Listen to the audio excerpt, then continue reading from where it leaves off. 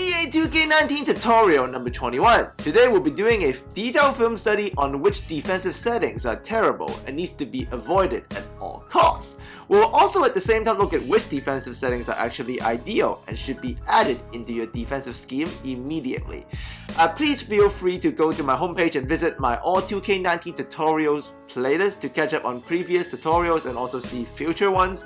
And to make the best use of this tutorial today, make sure you go review tutorial number 8, number 9, and 17. So in 2K19, not all settings are made the same, and some needs to be desperately avoided online and offline. Like no matter what, like you have to avoid it because just the settings are great, but some of them are not built that way, and if you use them together, they form weird synergy that's gonna make you fail. But on the other hand, some other settings are actually very reliable and they're awesome, and they will definitely help you win offline, online, and against your friends. So what I'm gonna show you today is which one is what, like what's terrible, what's good, what's ideal. I'm gonna show you all that right now. So let's start off with the bad settings. You can see here I have set off-ball pressure to LaMarcus Aldridge on D9, and he's a power forward on the Spurs.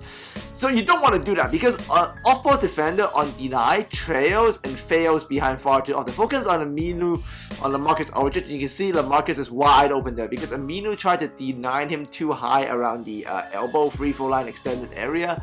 I got the steal there, but LaMarcus was freaking wide open, so you don't want that at all. So you never want to deny the opposing power forward or center, but definitely don't deny a power forward. You're gonna give up great paint diving position. You can see LaMarcus on the left there. Once again, free throw line extended. It's where the badness happens because your defender who is on D9 is going to do that no matter what, but the power forward is just going to slip right by him because they always take that dive in any freelance. Like Aminu here takes another terrible D9 rob. You can see this is in transition. Once again, free throw line extended is exactly where the problem happens.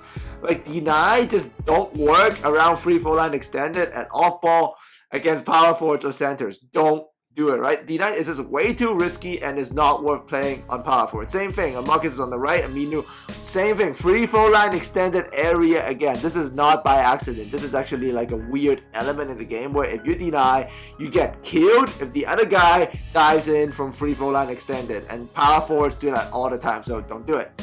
Another setting you gotta avoid at all costs is that double team on drive.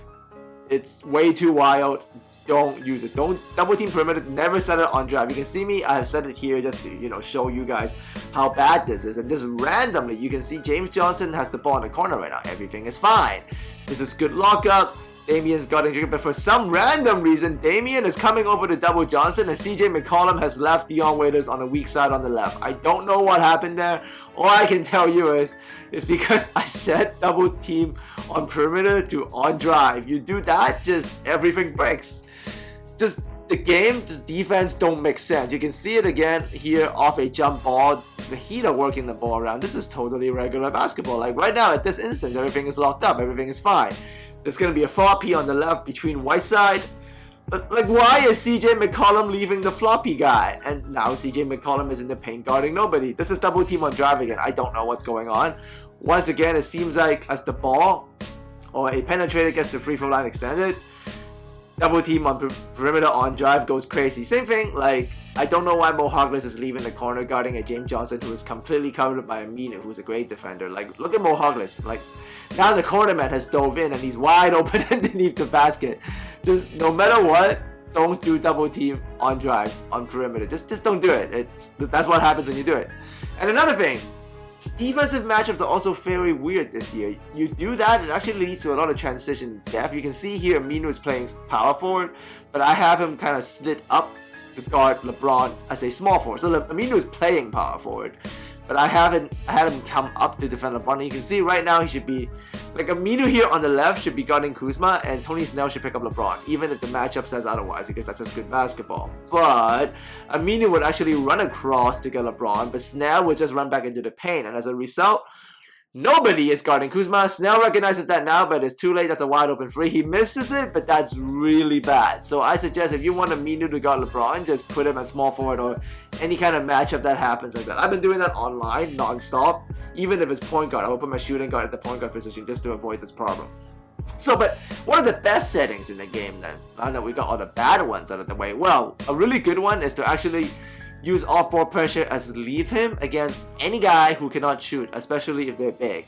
I like to do this to centers all the time who can't shoot. So in the Grizzlies case, it's going to be leave him on the power forward. But a Marc Gasol is a guy that can shoot, so you don't want to do that. But what you want to do against a big man who likes to screen and can shoot, you want to make sure it's always go under and soft hedge on defense. Make sure you go under and soft hedge on any big man center or power forward that can shoot. Or fade, I would ensure. You do that, soft hedge with leave him help, it's excellent 2K defense. So watch. Tempo is running a pick action with Gasol here, and that's the under and soft hedge run by Oladipo and Turner. Completely pins this on-ball screen action. Everybody's guarded. I got Young coming over off the power forward because he can't shoot, so that's on leave him. That's excellent defensive spacing. This is online against users Atlanta Hawks. He's trying to run a pick and roll between Trae Young and Plumlee. I got the under and soft hedge going on. So now everything is covered in this instance. Dirk's on Trae Young. Wesley Matthews gone under, so he's going to stop the roll a little bit. But now Dirk is going to stay on Trae Young until Wesley recovers. I got Matt Barnes coming off the corner to bump the roll man. And you can see as Wesley recovers onto Trae Young, Dirk is already running back. You can see Dirk is running back to Plumlee right now. So I just got to hold a little bit with Barnes and recover back to the corner because this skip pass is going to take forever to chuck to the corner, right? And he can't chuck it because Wesley does a good job going under bumping. Dirk has recovered on Plumlee. Harrison Barnes can now recover off the corner man, who couldn't really shoot anyway, so I had him on leave him. And that's excellent pick and roll defense. And at this point, the Hawks got nothing out of that action. They are completely pinned. So under and soft hedge is great, and it's even better if you got ball hound defense. So you can watch my on-ball defensive tutorials to learn those mechanics. So you can see I'm playing very good on-ball defense here. I'm forcing the Grizzlies just to work the ball around, and they're beginning to run this pick and fade or pick and roll between Marc Gasol. So I'm going to go under and soft hedge, and you can see this is completely shut down. I got no fade, no roll, nothing. I'm going to slide Young over to stop the roll, and then Collins gets back on ball, Turner recovers. That guy that I left in the corner is okay. He's not really a shooter, but even if he is, I actually have Oladipo slide over to contest it. So you can see that's not too bad because I could have slid over Oladipo earlier. They got the rebound, but I got the block, got the ball back. Excellent work. And you can actually also run the same scheme even on a stretch 4. So you can actually leave a stretch 4 if you can just quickly recover, right? So I'm doing the under and soft hedge here again. That's Chandler Parsons in the corner, so I don't want that. So I'm just going to show a little bit with Thaddeus. And I'm leaving right now. Collison recovered excellently off the under and soft edge. Miles Turner has already recovered. I can test fully pretty well there. I lightly contest with Thaddeus Young. So even on a stretch 4, the scheme is okay. I just can't help too, aggressively, but I can bait them, right?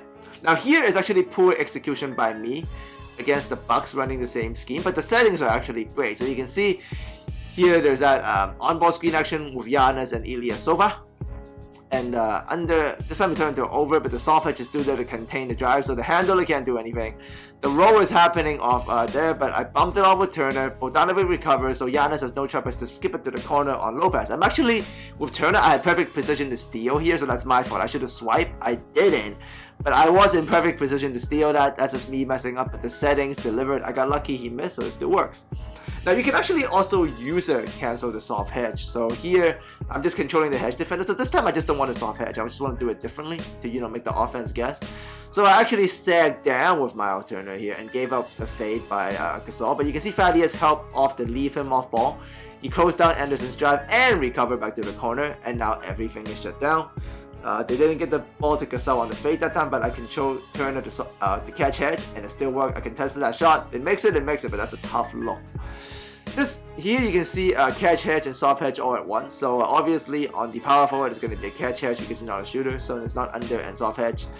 But the Marc Gasol action was going to be a soft hedge, so you can see Turner step up. So now the ball handler really has nowhere to go. He can't go around Marc Gasol because of the soft hedge from Turner, and because of the other screener is a catch hedge. So Thaddeus dropped. Oladipo recovered on the under. Excellent on-ball defense. Everything shut down. And another very good defensive setting to have is on switch rules.